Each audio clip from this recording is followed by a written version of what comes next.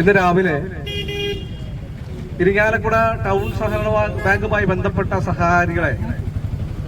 സഹകാരികളെ ഞെട്ടിച്ചുകൊണ്ടാണ് ഒരു വാർത്ത പുറത്തു വന്നത്. ഇരിങ്ങാലക്കുട ടൗൺ സഹകരണ bank, Irinjalakuda town urban bank ആയിട്ടുള്ള ഈ സഹകരണ ബാങ്ക് പരാജയത്തിന്റെ പടുകുഴിലേക്ക് വീണിരിക്കുന്നു എന്ന് ഈ ഇരിങ്ങാലക്കുട നിവാസികളെ ഞെട്ടിച്ചുകൊണ്ട്, പ്രത്യേകിച്ച് ഇരിങ്ങാലക്കുട ടൗൺ സഹകരണ ബാങ്കുമായി ബന്ധപ്പെട്ട സഹകാരികളെ ഞെട്ടിച്ചുകൊണ്ടാണ് ആ വാർത്ത പുറത്തു വന്നത്.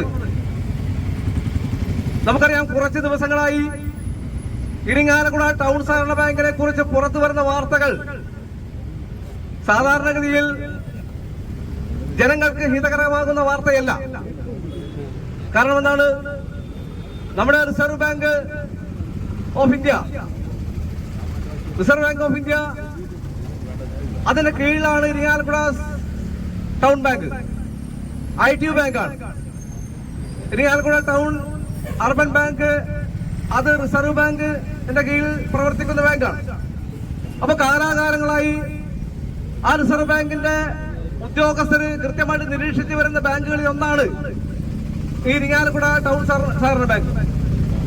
സ്വാഭാവികമായും വിവിധ തലങ്ങളിൽ, വിവിധ സമയങ്ങളിൽ ഇരിങ്ങാലക്കുട ടൗൺ സഹകരണ ബാങ്കിന്റെ ഡയറക്ടർ ബോർഡ് മെമ്പർമാരോട്, പ്രസിഡന്റ് ഉൾപ്പെടെയുള്ള ആളുകളോട് ചർച്ച നടത്തിയിരുന്നു. പല ഘട്ടങ്ങളിൽ റിസർവ് ബാങ്കിന്റെ ഉദ്യോഗസ്ഥന്മാർ വന്ന് ചർച്ച നടത്തിയിരുന്നു. ആ ചർച്ചയുടെ ഒടുവിൽ ഈ ബാങ്കിന്റെ അധികാരികളോട് റിസർവ് ബാങ്ക് പറഞ്ഞത്, കൃത്യമായിട്ട് ഈ ബാങ്ക് കൊണ്ടുപോകണം, ഇവിടെ പരാജയത്തിലേക്ക് നീങ്ങിക്കൊണ്ടിരിക്കുന്ന ബാങ്കിനെ സംരക്ഷിക്കാൻ നിങ്ങൾക്ക് സാധിക്കും, അതിന്റെ കാര്യങ്ങളൊക്കെ പറഞ്ഞു കൊടുത്തുകൊണ്ട് നിരവധി തവണ സാധാരണഗതിയിൽ ഇവിടെ നിക്ഷേപിച്ചിരിക്കുന്ന ആളുകളെ രക്ഷിക്കുന്നതിന് വേണ്ടിയിട്ടുള്ള ശ്രമമാണ് റിസർവ് ബാങ്ക് അവിടെ നടത്തിയത്. പക്ഷേ ആ നടത്തിയത് വിഫലമായി. ഇവർ അതേ പോക്ക് തന്നെ പോയി. അവസാനം ഈ ബാങ്ക് തരിപ്പണമാകുന്ന ഒരു സ്ഥിതിയിലേക്ക് റിസർവ് ബാങ്ക് വീണ്ടും ഇടപെട്ടു. റിസർവ് ബാങ്ക് ചില കടുത്ത തീരുമാനം എടുത്തുകൊണ്ട് ഈ ഇരിങ്ങാലക്കുട സർവീസ് സഹകരണ ബാങ്കിന്റെ നടത്തിപ്പിൽ ചില നിബന്ധനകൾ വെക്കുകയുണ്ടായി. ആ നിബന്ധനകൾ എന്താ? കാരണം എന്താ? നേരത്തെ റിസർവ് ബാങ്ക് ഓഫ് ഇന്ത്യ കൃത്യമായിട്ട് ഉദ്യോഗസ്ഥന്മാർ പല കാര്യങ്ങളും പറഞ്ഞ് മനസ്സിലാക്കി കൊടുത്തിരുന്നു. പക്ഷെ അവര് നേർവഴിക്ക് പോകാൻ സാധിച്ചില്ല. അതുകൊണ്ടാണ് കടുത്ത നിയന്ത്രണങ്ങൾ ഇരിങ്ങാലക്കുട ടൗൺ സർവീസ് സഹകരണ ബാങ്കിന് മുന്നിലേക്ക് റിസർവ് ബാങ്ക് വെച്ചിട്ടുള്ളത്. കാരണം കടുത്ത സാമ്പത്തിക പ്രതിസന്ധിയിലൂടെയാണ് കടന്നു പോകുന്നത്. അവിടെ നിക്ഷേപിച്ച ഒരു വ്യക്തിക്ക് 10,000 രൂപയിൽ കൂടുതൽ എടുക്കാൻ പറ്റാത്തൊരു സാഹചര്യം. നമുക്കറിയാലോ, കരുവന്നൂർ സഹകരണ ബാങ്ക്, ഇതുപോലെയാണ് കരുവന്നൂർ സഹകരണ ബാങ്കിന്റെ തുടക്കമുണ്ടായത്.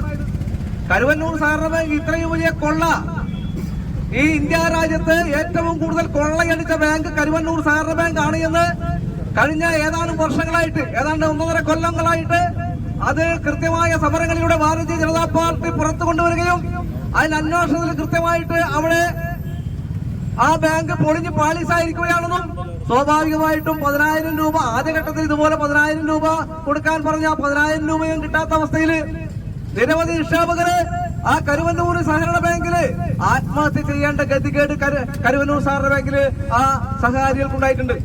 അവർക്ക് ഇതുവരെയും അവരുടെ പണം തിരിച്ചു കിട്ടിയിട്ടില്ല. എന്താണ്? ED കുറെ പണം കണ്ടെത്തിയിട്ടുണ്ട്. ഇപ്പോ CPM പറയുന്നത് ED കണ്ടെത്തിയ പണം എന്തുകൊണ്ട് നരേന്ദ്രമോദിജി കരുവന്നൂർ സഹകരണ ബാങ്കിലെ സഹകാരികൾ തിരിച്ചു കൊടുക്കുന്നില്ല എന്നാണ് അവരുടെ ചോദ്യം. ആരുടെ ചോദ്യം? CPM-കാരുടെ ചോദ്യം. എന്താണ് അവരങ്ങനെ ചോദിക്കുന്നത്? BJP-യുടെ തലയിൽ കൊണ്ടുവെക്കാൻ. എന്താണ്? സാധാരണഗതിയിൽ അതിന്റെ കാര്യങ്ങൾ അറിയാത്ത ആളുകളാ. എന്താ കാരണം? ED പിടിച്ചെടുത്ത പണം അത് സംസ്ഥാന ഗവൺമെന്റിന് കൈമാറിയിട്ടുണ്ട്. ആ സംസ്ഥാന ഗവൺമെന്റ് കൈമാറിയ ആ പണം സംസ്ഥാന ഗവൺമെന്റാണ് കരുവന്നൂർ സഹകരണ ബാങ്കിലെ സഹകാരികൾക്ക് തിരിച്ചു കൊടുക്കേണ്ടത്. പക്ഷേ ഇത് നേരെ തിരിച്ചുകൊണ്ട് ED കേന്ദ്ര ഗവൺമെന്റിന്റെ ഭാഗമാണല്ലോ, സ്വാഭാവികം. കേന്ദ്ര ഗവൺമെന്റിന്റെ അന്വേഷണ സംവിധാനമാണ് ED. ആ ED പിടിച്ചെടുത്ത പണം അത് സംസ്ഥാനങ്ങൾക്ക് തിരിച്ചു കൊടുക്കും, സംസ്ഥാന സർക്കാരുകൾക്ക് തിരിച്ചു കൊടുക്കും. ആ സർക്കാരുകൾക്ക് തിരിച്ചു കൊടുക്കുമ്പോ സ്വാഭാവികമായിട്ട് ആ സർക്കാരാണ് അത് ഏറ്റെടുത്തുകൊണ്ട് അവിടുത്തെ ജനങ്ങളുടെ, സഹകാരികളുടെ നിക്ഷേപ തുക കുറേശ്ശെങ്കിലും കൊടുക്കാൻ സർക്കാരിന് സാധിക്കും. പക്ഷേ കേരള സർക്കാരിന്റെ ഖജനാവിലേക്ക് മുതൽ കൂട്ടിയിരിക്കുകയാണ് കരുവന്നൂർ സഹകരണ ബാങ്കിലെ ജനങ്ങളുടെ, സഹകാരികളുടെ പണം. അതുപോലെയാണ് ഇവിടെ സംഭവിക്കാൻ പോകുന്നത്. നമുക്കറിയാം, ഇവിടെ നേരത്തെ ഷൈജി പറഞ്ഞ പോലെ ഒരു പ്രോപ്പർട്ടിക്ക് 2, 3, 4 ഇരട്ടി തുക കൊടുത്തുകൊണ്ട് ആ പ്രോപ്പർട്ടി ലേലത്തിലൂടെ തിരിച്ചു പിടിച്ചാൽ പോലും 4 തുക കിട്ടാത്തൊരവസ്ഥ വിശേഷം ഈ ടൗൺ സഹകരണ ബാങ്കിൽ, ഇരിങ്ങാലക്കുട ടൗൺ സഹകരണ ബാങ്കിൽ വരുത്തി വെച്ചിട്ടുണ്ട്. അതുകൊണ്ടാണ് ഇതിന്റെ പോക്ക് ശരിയല്ല എന്ന് കണ്ടതുകൊണ്ടാണ് നമ്മളെ റിസർവ് ബാങ്ക് ഓഫ് ഇന്ത്യ അതിന് ഉദ്യോഗസ്ഥന്മാർ വന്നുകൊണ്ട് റെയ്ഡ് ചെയ്തുകൊണ്ട് പല രേഖകളും പിടിച്ചെടുത്തുകൊണ്ട് നിയന്ത്രണം ഏർപ്പെടുത്തിയിരിക്കുന്നത്. എന്താണ് നിയന്ത്രണം? ഇനി പുതിയ വായ്പ കൊടുക്കാൻ പാടില്ല. പുതിയ വായ്പ കൊടുക്കാൻ പാടില്ല. റിസർവ് ബാങ്ക് ഓഫ് ഇന്ത്യ ഇവിടെ കടുത്ത രീതിയിൽ അന്ത്യശാസനം നൽകിയിരിക്കുകയാണ്. കാരണം ഈ ബാങ്കിന്റെ പോക്ക് വളരെ അപകടകരമായ രീതിയിലാണ്. ജനങ്ങളുടെ പണം കിട്ടാത്തൊരവസ്ഥയിലേക്കാണ് പോകുന്നത്. അതുകൊണ്ടാണ് പുതിയ നിക്ഷേപങ്ങൾ സ്വീകരിക്കാൻ പാടില്ല എന്ന് റിസർവ് ബാങ്ക് ഓഫ് ഇന്ത്യ പറഞ്ഞിട്ടുള്ളത്. അതുമാത്രമല്ല, നിക്ഷേപങ്ങള് പുതിയ വായ്പകൾ കൊടുക്കാൻ പാടില്ല, പുതിയ നിക്ഷേപങ്ങൾ സ്വീകരിക്കാൻ പാടില്ല, ആ പുതിയ വായ്പകൾ കൊടുക്കാൻ പാടില്ല എന്ന് മാത്രമല്ല, ആ വായ്പകൾ പുതുക്കി കൊടുക്കാൻ പാടില്ല, നിക്ഷേപങ്ങൾ സ്വീകരിക്കാൻ പാടില്ല, പുതിയ വായ്പകൾ കൊടുക്കാൻ പാടില്ല, കടം വാങ്ങാൻ പാടില്ല. അങ്ങനെ എല്ലാ രംഗത്തും കടുത്ത നിയന്ത്രണം കൊണ്ടുവന്നിരിക്കുകയാണ്. ഈ നിയന്ത്രണം കൊണ്ടുവന്നില്ലെങ്കിൽ ഉണ്ടാകുന്ന ദുസ്ഥിതി എന്താണ്? ഇവിടെ കുറെ കാലങ്ങളായിട്ട് കൊള്ളയടി നടന്നുകൊണ്ടിരിക്കുകയാണ്. കോടിക്കണക്കിന് രൂപ ഇരിങ്ങാലക്കുടയുള്ള പ്രദേശങ്ങളിലെ സഹകാരികളുടെ കോടിക്കണക്കിന് രൂപയാണ് ഇവിടെ കൊള്ളയടിച്ചുകൊണ്ടിരിക്കുന്നത്. ആ കൊള്ളയടിക്ക് തൽക്കാലം ഒരു വിരാമം ഇട്ടിരിക്കുകയാണ് നമ്മുടെ റിസർവ് ബാങ്ക് ഓഫ് ഇന്ത്യ. അതാണ് ഇന്ന് കാണാൻ സാധിച്ചത്. അങ്ങനെ പല രീതിയിൽ ഇപ്പോ പണം സ്വീകരിക്കാൻ പാടില്ല, കടമായിട്ട് വാങ്ങാൻ പാടില്ല, കടം കൊടുക്കാൻ പാടില്ല. അങ്ങനെ കടുത്ത നിയന്ത്രണങ്ങൾ ഇപ്പോ ഈ സഹകരണ ബാങ്കിന് മുന്നിൽ വെച്ചിരിക്കുകയാണ്. അതിന് വ്യക്തമായ കാരണങ്ങളുണ്ട്.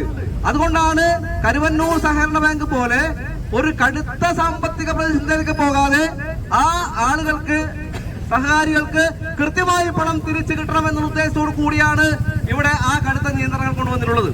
നമുക്കറിയാം, ഇന്ന് നമ്മുടെ സംസ്ഥാനത്ത് മിക്കവാറും 90% സഹകരണ ബാങ്കുകളും ഇന്ന് കൊള്ളയടിയുടെ വക്കിൽ നിൽക്കുകയാണ്. എന്താ കാരണം?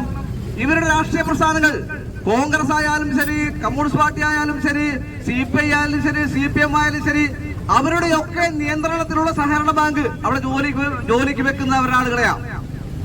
ഒരു പിന്നാമ്പുറ നിയമനങ്ങളാണ് ഈ സഹകരണ ബാങ്കുകൾ നടക്കുന്നത്. അതുമാത്രമല്ല, അവരുമായി ബന്ധപ്പെട്ട ആളുകൾക്ക് പ്രോപ്പർട്ടി ലോൺ കൊടുക്കുന്നത് ഏതാണ്ട് പ്രോപ്പർട്ടിയുടെ 3 ഇരട്ടി വലുപ്പം വരുന്ന ലോണുകളാണ് കൊടുക്കുന്നത്. പിന്നീട് അത് വിറ്റാൽ പോലും കിട്ടാത്ത രീതിയിൽ എന്ന് ആ പ്രോപ്പർട്ടിയുടെ ഉടമസ്ഥന് മനസ്സിലാക്കും. ഇത് വിറ്റാൽ പോലും കിട്ടുന്നില്ല. ഇത് അങ്ങോട്ടും ഇങ്ങോട്ടുമുള്ള ഒരു മ്യൂച്വൽ അണ്ടർസ്റ്റാൻഡിംഗാ. ഈ ബാങ്ക് ഭരിക്കുന്ന ഭരണാധികാരികളും വായ്പ എടുക്കുന്നവർ തമ്മിലുള്ള ഒരു മ്യൂച്വൽ അണ്ടർസ്റ്റാൻഡിംഗാ. 3 ഇരട്ടി തുക കൊടുത്താൽ നല്ലൊരു തുക ഇവിടുത്തെ ഡയറക്ടർ അംഗങ്ങൾക്കും പ്രസിഡന്റിനും കിട്ടും. അതുകൊണ്ടാണ് ചില ആളുകളുടെ ഭൂമി വെച്ചുകൊണ്ട് 3 ഇരട്ടി തുക കൊടുക്കുന്നത്. ആ 3 ഇരട്ടി തുക കൊടുക്കുമ്പോൾ തുക മുഴുവനും ഈ ബാങ്കിന് നഷ്ടമാവുകയാണ്. അങ്ങനെ വലിയൊരു ചതിയാണ് നമ്മുടെ ഈ ഇരിങ്ങാലക്കുട മേഖലയിലെ സഹകാരികളോട് ഇവിടെയുള്ള ഈ ഇരിങ്ങാലക്കുട ടൗൺ സഹകരണ ബാങ്കിന്റെ ഭരണാധികാരികൾ കാണിച്ചിട്ടുള്ളത്. ഭാരതീയ ജനതാ പാർട്ടിക്ക് പറയാനുള്ളത് ഇതൊരു സൂചന സമരം മാത്രമാണ്. കരുവന്നൂർ സഹകരണ ബാങ്ക്, ആ ബാങ്കിനെതിരെയുള്ള സമരം ഭാരതീയ ജനതാ പാർട്ടി കത്തിച്ചതുപോലെ, കത്തിച്ചെല്ലാത്രയും തുറങ്കിലടിച്ചതുപോലെ ഈ ഇരിങ്ങാലക്കുട ടൗൺ സഹകരണ ബാങ്കിലെ സഹകാരികളോട് കാണിച്ച കൊടിയ വഞ്ചനക്കെതിരെ ഈ ആളുകളെയൊക്കെ തന്നെ തുറങ്കിലടക്കേണ്ട രീതിയിലുള്ള സമര പോരാട്ടങ്ങളിലേക്ക് വരുന്ന ആളുകൾ പോകും. അതിനു മുമ്പായിട്ടൊരു സൂചനയാണ്, ഒരു സൂചന മാത്രമാണിത്. ഈ സൂചന കൊണ്ട് നിങ്ങൾ പഠിക്കണം. റിസർവ് ബാങ്ക് ഓഫ് ഇന്ത്യ പറഞ്ഞ കാര്യങ്ങൾ കൃത്യമായിട്ട് നിങ്ങൾ പഠിക്കണം. പഠിച്ചില്ലെങ്കിൽ ഞങ്ങൾ വീണ്ടും തുടങ്ങുന്ന സമരം, ഒരു സംശയം വേണ്ട. ഇതൊരു താക്കീതായിട്ട് നിങ്ങൾക്ക് എടുക്കാം, സൂചനയായിട്ട് നിങ്ങൾക്ക് എടുക്കാം. പക്ഷേ സ്വാഭാവികമായിട്ടും ഈ സൂചന കണ്ട് നിങ്ങൾ പഠിച്ചില്ലെങ്കിൽ, നിങ്ങൾ പഠിക്കാൻ വേണ്ടിയാണ് സമരം. ഈ ഇരിങ്ങാലക്കുട പ്രദേശത്തെ സഹകാരികളുടെ പണം നഷ്ടപ്പെടാൻ പാടില്ല എന്നാണ് ഞങ്ങൾ പറയുന്നത്. അങ്ങനെ നഷ്ടപ്പെടുത്തിക്കൊണ്ട്, കൊള്ളയടിച്ചുകൊണ്ട് മുന്നോട്ട് പോകാൻ ഈ ബാങ്കിനെ അനുവദിക്കാൻ ഭാരതീയ ജനതാ പാർട്ടി അനുവദിക്കില്ല സ്വാഭാവികമായിട്ടും. അതുകൊണ്ടാണ് ഇതൊരു സൂചന മാത്രമായിട്ട് കണ്ടാൽ മതി. ഈ സൂചന കൊണ്ട് കൃത്യമായിട്ട് RBIയുടെ നിർദ്ദേശങ്ങൾ കൃത്യമായിട്ട് പാലിച്ചുകൊണ്ട് മൂലധന നിക്ഷേപത്തിലൂടെ കൃത്യമായിട്ട് ഈ കാര്യങ്ങൾ മുന്നോട്ട് കൊണ്ടുപോയി ഈ ബാങ്കിനെ സംരക്ഷിക്കാൻ നിങ്ങൾ തയ്യാറായില്ലെങ്കിൽ ഞങ്ങൾ ഇതിന് സമര പോരാട്ടം ഞങ്ങൾ കടുപ്പിക്കും. അതിനുവേണ്ടിയുള്ള ഒരു ഇടവേള മാത്രമായിരിക്കുമെന്ന് പറഞ്ഞുകൊണ്ട് ഈ സഹന സമരം ഉദ്ഘാടനം ചെയ്യാനായിട്ട് പ്രഖ്യാപിക്കുന്നു. വന്ദേ മാതരം.